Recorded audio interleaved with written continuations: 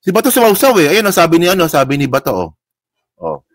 Tahimik ang Pinklawans and komunista to expose Saldico. Strategize muna sila how to appear righteous and anti-corruption kuno, at the same time prevent the downfall of this government from they benefited a lot. Ayan, no? Di ba? Tapang eh, no? Puta na ka pala, Bato, suntukan kaya tayo. Hindi nga, Bato, suntukan tayo. Ang tapang eh. Di ba? Oh, samantalang ngayon po, 4 na araw na po siya hindi pumapasok sa Senado. Takot po sa warrant. Oh, alam niyo mga kababayan, ganyan po kabobo si Bato. Sa totoo lang. Sa totoo lang mga kababayan, di ba? Yung kalagayan po ni Bato para po siya po ay arrestuin ng ICC, nasa kamay po ng presidente. Nasa kamay po ng administrasyon po na to. Imbis na ang gawin po ni Bato, kausapin ang admin na to na, Mr. President, ayoko pong makulong. Gusto ko pong makita yung mga anak ko. Gusto ko pong makita yung apo ko. O pwede bang ano bang dapat kong gawin para hindi po ako mapunta ICC? O, pwede naman ganun eh. Ako naniniwala naman ako na si PBBM madaling kausap. Diba? Pero ginagawa niya, puta gumagawa pa ng intrigue eh. So naniwala ka kay Saldico na walang ebidensya?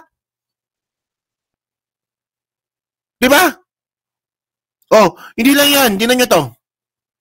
Ito ang malupit. Dinidibank niya ngayon si Ping Lacson. Oh. Ito ha. Sagutin natin to ha. Why make insertions when he can put it in the net? Ito yung sabi nila, di ba?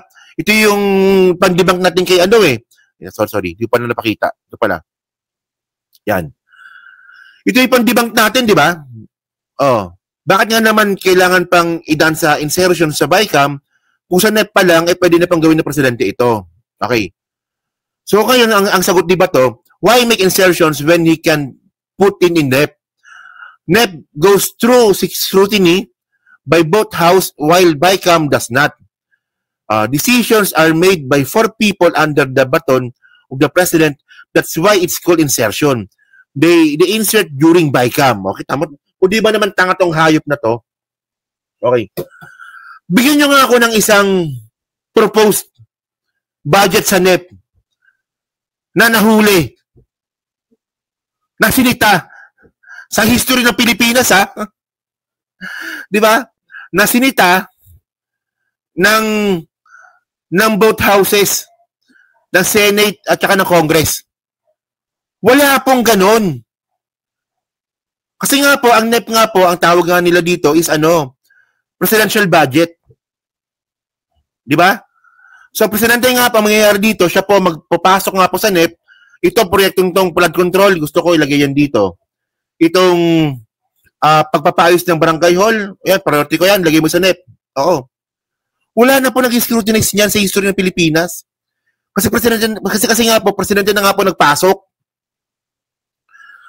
Actually, bago ko kinontent ito, naghanap po ako ng mga news article, naghanap po ako ng mga balita na veto or tinanggal ng Senate o ng Congress yung nilagay ng presidente sa NEP. Walang ganon. Pero yung insertion po talaga na papuntang BICAM, ilang beses na po nahuli yan. Kaya nga nagbito si PBBM eh. 124 million. Di ba? So ang point natin dito ba to, bago ko magsalita kasi ng ganyan, di ba? Tapang eh, no? Ang tapang basta utak, tama, basta dito sa utak kampaw talaga eh. Dapat dito, nagbigay ka ng example na ako nga, si Bato, di ba? Pwedeng gawin ni Bato yan eh. Kami nga andun dati noon sa 18 Congress. Oh, si Duterte noon, merong nilagay si Duterte sa NEP. Tinanggal namin kasi hindi namin gusto. Oh. Ikaw bilang isang senador from 2019 hanggang ngayon, nangyari ba sa history na tinanggalan ng NEP na nagtanggal ng NEP yung senador at saka yung congressman doing budget deliberation? Wala, di ba? Wala. Wala, di ba? O, yan ang sinasabi ko sa inyo. Mukhang tanga lang. Kita nyo, ako magsalita. Akala mo kung sino, di ba ako magsalita? Akala mo. Di ba? O mga dilawan, o naghanap pa ng script. Ikaw nga, di ka nagpapakita eh. Pakita ka muna. Alam niyo, ganyan po kabobo si Bato. Sa laki ng katawan niya, di ba? Wala pong laman yung utak niya. Di ba? Yung makinis niyang ulong kalbo, mga kababayan, di ba? Hangin lang po laman nun. Kasi kung ako si Bato, ang gagawin ko, Mr. President, sabi ni Buying, meron na akong arrest warrant from ICC sa dahig. Oh, baka pwede na wag mo na akong ipasurindir. O ikulong mo lang ako dito sa Pilipinas. O kasuhan mo lang ako dito sa Pilipinas. Wag mo lang akong ipakulong sa dahig. Pwede naman ganun, di ba? Pero malaban ka pa eh. May magagawa ka ba? Alam niyo mga kababayan na gusto ko makita, si Bato umiiyak.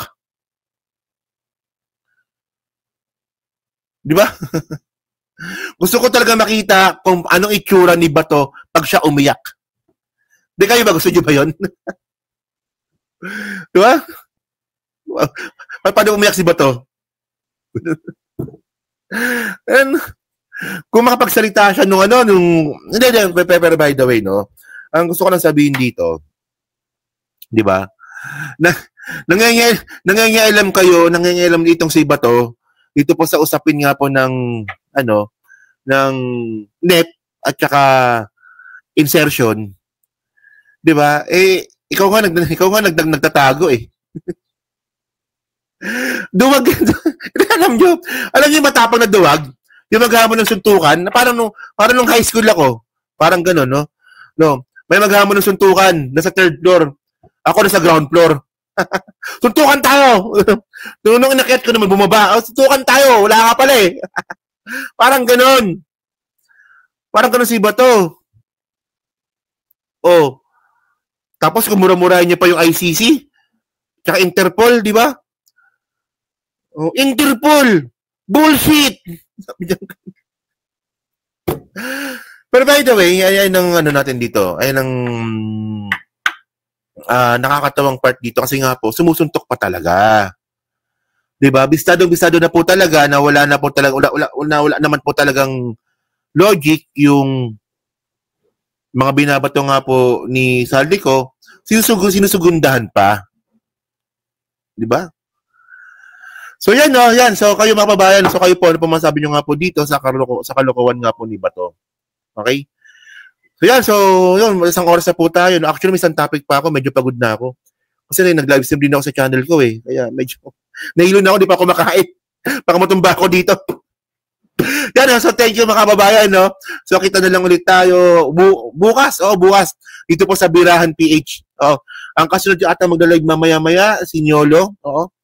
Tapos si Banat Boy mamayang alas 12 na madaling araw dito po sa oras ng Pilipinas. Okay? So, kay Chris Angel, kay VMB Chris Rose, hello po. Kay Jopi Macas, Opinion ng Dukha, hello po, no, yan. Kay Ed, kay Alaga 143, kay Aichang, yan. So, baka mamaya mag-live stream din ulit tayo sa channel ko mamaya. Mga alas 7 siguro. So, thank you mga kababayan. Salamat po sa inyo lahat. At syempre, pa-follow din po dito. So, hindi pa po nakapag-follow dito po sa Birahan PH. At pati na rin po doon sa channel ko. Takeru Miyamoto. Salamat po. Thank you. Salamat. Bye-bye. Thank you.